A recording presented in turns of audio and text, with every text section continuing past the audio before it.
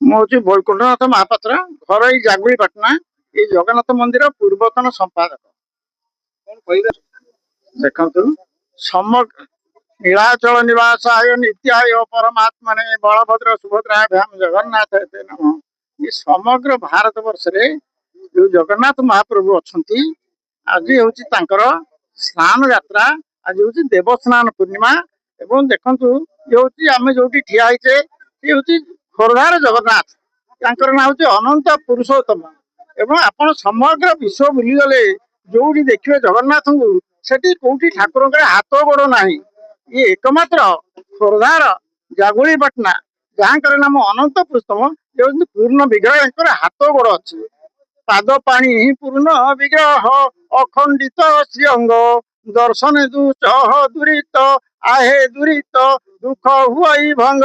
ବଳଭଦ୍ର ରୂପେ ଅନନ୍ତ, ଅନ୍ନପୂର୍ଣ୍ଣା ସୁଭଦ୍ରା, ପୁରୁଷ ଉତ୍ତମ ଶ୍ରୀନାଥ, ଆହେ ଶ୍ରୀନାଥ ସୁଦର୍ଶନ ଚତୁର୍ଦ୍ଧା ନାମ କହୁଛେ।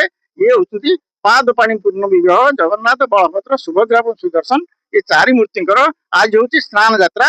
ସକାଳୁ ରୀତିନୀତି ଅନୁସାରେ 4ଟା ବେଳୁ, ଭୋର 4ଟା ବେଳୁ ରୀତିନୀତି ସରିବା ପରେ ଶୁଭ ବେଳା ହଉଛି 8ଟା 46।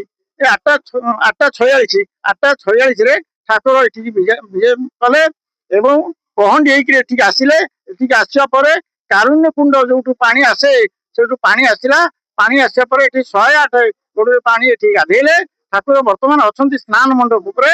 ଶହ ଶହ ଲୋକ ଆସିଥିଲେ ଠାକୁରଙ୍କୁ ଦର୍ଶନ କରିବା ପାଇଁ। ବେଶ ପର୍ଯ୍ୟନ୍ତ ଏଠି ଜଗନ୍ନାଥଙ୍କର ସେବା କରି ଆମେ ମାନେ ନିଜ ନିଜ ଘରକୁ ଯାଇଥାଉ। ଏଠି ପୂର୍ଣ୍ଣ ବିଗ୍ରହ ଠାକୁରେ ଯେ ଯାହାଙ୍କର ହାତ ପାଦ ଅଛି, ଶଙ୍ଖ ଚକ୍ର ଗଦା ପଦ୍ମଧାରୀ ଅଛନ୍ତି ଏବଂ ବଳଭଦ୍ର ଭାଇ ଅଛନ୍ତି, ସେ ହଳ ମୂଷଳ ଧରିକି, ସୁଭଦ୍ରା ମା ପଦ୍ମ ଫୁଲ ଧରି ଶୋଭାୟମାନ। ଦିବ୍ୟକୃତ ଦେବ ଯେତେବେଳେ ଇଂରେଜ ସରକାରଙ୍କ ଦ୍ୱାରା ଆରେଷ୍ଟ ହେଇ ସନ୍ନ୍ୟାସ ନେଇଥିଲେ ଏବଂ ଆଣ୍ଡାମାନ ନିକୋବରରୁ ପଳେଇ ଆସିଥିଲେ, ସେତେବେଳେ ଜଗନ୍ନାଥ ସ୍ୱୟଂ ନିଜେ ନାଉରିଆ ହେଇ ତାଙ୍କୁ ଉଦ୍ଧାର କରିଥିଲେ। ସେତେବେଳେ ସେ ସନ୍ନ୍ୟାସୀ ବେଶ ଧରି ଆସିକି ଚାଲି ଚାଲି ଆସିକି ଏଇ ଜାଗାରେ ପହଞ୍ଚିଲେ। ଘଞ୍ଚ ଜଙ୍ଗଲ ଥାଏ, ଏଠି ଜଙ୍ଗଲ ଥିବା ଭିତରେ ନିଜେ ସନ୍ନ୍ୟାସୀ ବେଶରେ ଏଠି ଜଗନ୍ନାଥଙ୍କ ସେବା କରିବେ ବୋଲି ରହିଲେ। ଏବଂ ଇଂରେଜ ସରକାର ତାଙ୍କର ଗୁପ୍ତଚର ପଠାଉଥିଲା କୁଆଡେ ଗଲେ ରଜା ତାଙ୍କୁ ଧରିବା ପାଇଁ।